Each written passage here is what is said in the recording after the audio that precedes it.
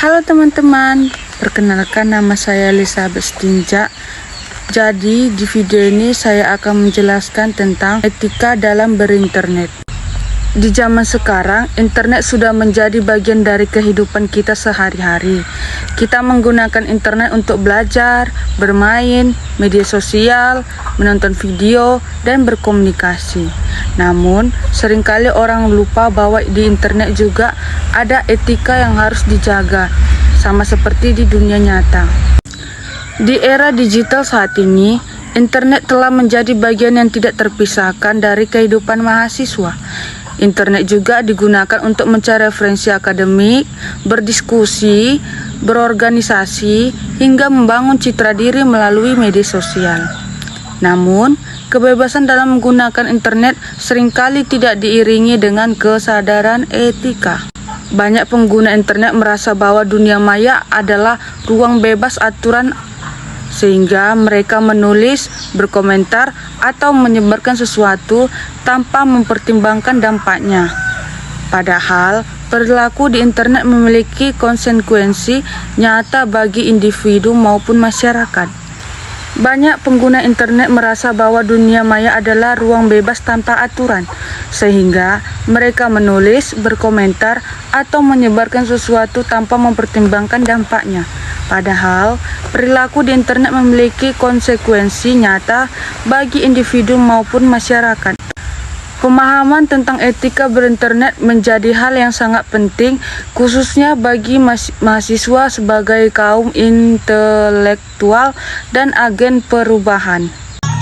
Pengertian pelanggaran etika dalam internet. Pelanggaran etika dalam internet adalah tindakan penggunaan internet yang melanggar norma kesopanan, tanggung jawab, dan nilai moral, sehingga dapat merugikan orang lain, kelompok, atau bahkan masyarakat luas. Pelanggaran ini bisa dilakukan secara sengaja maupun tidak dilakukan secara tidak sengaja, baik oleh individu biasa, kelompok tertentu, maupun perusahaan besar. Etika internet seharusnya berfungsi sebagai pedoman agar teknologi digunakan untuk kebaikan. Ketika etika diabaikan, internet dapat berubah menjadi alat penyebaran kebencian, manipulasi, penipuan, dan pelanggaran hak asasi manusia. Mengapa pelanggaran etika internet sering terjadi? Ada beberapa alasan mengapa pelanggaran etika internet sering terjadi, antara lain yang pertama, anonimitas, yaitu banyak pengguna merasa aman karena identitasnya tidak terlihat secara langsung. Yang kedua, kurangnya edukasi etika digital. Tidak semua orang memahami aturan dan dampak perilaku di internet. Yang ketiga, kebebasan berekspresi yang disalahartikan, yaitu tentang kebebasan yang dianggap sebagai izin untuk berkata dan bertindak tanpa batas. Yang keempat, perkembangan teknologi yang sangat cepat, yaitu regulasi dan kesadaran etika sering tertinggal dari kemajuan teknologi. Bentuk-bentuk pelanggaran etika dalam internet. Yang pertama, pelanggaran privasi. Pelanggaran privasi itu adalah salah satu bentuk pelanggaran etika internet yang sering terjadi. Contohnya adalah menyebarkan foto, video, data pribadi, atau percakapan seseorang tanpa izin.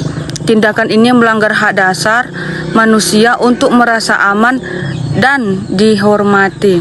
Yang kedua, penyebaran hoaks dan disinformasi. Hoaks adalah informasi palsu yang disebarkan seolah-olah benar. Penyebaran hoaks merupakan pelanggaran etika karena dapat menyesatkan masyarakat, memicu kepanikan, dan menimbulkan konflik sosial. Yang ketiga, cyberbullying adalah tindakan menghina, merendahkan, mengancam, atau mempermalukan seseorang melalui media digital. Dampak cyberbullying sangat sering bahkan dapat menyebabkan trauma psikologis, depresi, hingga bunuh diri. Yang keempat, penyalahan guna data. Penyalahgunaan data terjadi ketika informasi pribadi pengguna digunakan untuk kepentingan tertentu tanpa izin. Ini sering dilakukan oleh pihak yang ingin mendapatkan keuntungan politik atau ekonomi. Yang kelima, pelanggaran hak cipta. yaitu mengambil karya orang lain tanpa izin seperti artikel, musik, atau video. merupakan pelanggaran etika. Tindakan ini merugikan pencipta karya dan tidak menghargai usaha mereka. Contoh kasus pelanggaran etika internet di luar negeri yaitu kasus Facebook Cambridge Analytica. Salah satu kasus pelanggaran etika internet yang paling terkenal di dunia adalah kasus Facebook Cambridge Analytica. Kasus ini terjadi sekitar tahun 2014 hingga tahun 2018 dan melibatkan jutaan penggunaan Facebook di berbagai negara. Cambridge Analytica adalah perusahaan konsultan politik yang berbasis di Inggris. Perusahaan ini juga bekerja dengan mengumpulkan data pengguna Facebook melalui sebuah aplikasi kuis kepribadian. Aplikasi ini tersebut terlihat sederhana dan tidak berbahaya, sehingga banyak pengguna mengikutinya tanpa rasa curiga. Namun, tanpa disadari oleh pengguna aplikasi tersebut, tidak hanya mengumpulkan data orang yang mengisi kuis, tetapi juga data teman-teman mereka. Akibatnya, sekitar 87 juta data pengguna Facebook berhasil dikumpulkan tanpa persetujuan yang jelas. Data apa saja yang disalahgunakan, yaitu data yang dikumpulkan meliputi informasi profil pengguna, daftar pertemanan, minat dan kebiasaan online, preferensi psikologis, aktivitas media sosial. Data ini kemudian dianalisis untuk memetakan kepribadian pengguna dan digunakan untuk menargetkan pesan politik secara khusus. Dengan kata lain, pengguna menerima informasi yang sengaja dirancang untuk mengetahui dan memengaruhi emosi, ketakutan, dan keputusan mereka. Mengapa kasus ini sangat tidak etis? Kasus ini termasuk pelanggaran etika berat karena yang pertama, tidak adanya persetujuan yang jujur. Yang kedua, pelanggaran privasi massal. Yang ketiga, manipulasi opini publik. Yang keempat, penyalahgunaan kekuatan teknologi. Yang kelima, kelalaian perusahaan besar dan melindungi data pengguna. Kasus ini juga menunjukkan bahwa teknologi dapat digunakan untuk mengendalikan dan memanipulasi masyarakat jika tidak disertai etika. Dampak kasus ini secara global. Dampak dari kasus Facebook Cambridge Analytica sangat luas, antara lain, yang pertama, turunnya kepercayaan masyarakat terhadap media sosial. Yang kedua, Facebook dikenai denda besar.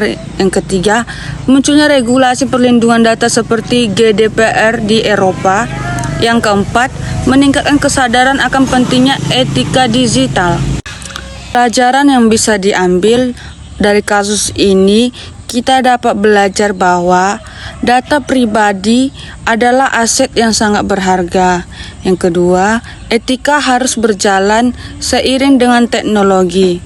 Yang ketiga, pengguna harus lebih kritis dalam menggunakan internet. Yang keempat, perusahaan teknologi memiliki tanggung jawab besar. Jadi, kesimpulan kita dapat, pelanggaran etika dalam internet merupakan masalah serius di era digital. Internet juga bukanlah ruang tanpa aturan. Setiap tindakan di dunia maya memiliki dampak nyata. Kasus Facebook Cambridge Analytica membuktikan bahwa pelanggaran etika internet dapat mempengaruhi kehidupan sosial, politik, dan kepercayaan masyarakat secara global. Oleh karena itu, etika dalam menggunakan internet harus dijunjung tinggi oleh semua pihak. Dengan etika, internet dapat menjadi alat yang membawa manfaat. Tanpa etika, internet dapat menjadi ancaman bagi kehidupan manusia. Etika juga dapat menjadi sarana yang membawa manfaat besar bagi manusia. Namun, tanpa etika, internet juga dapat menjadi ancaman bagi kehidupan sosial dan manusia. Cuma itu yang saya bisa sampaikan kepada teman. Sampai jumpa. Bye-bye. Sarang.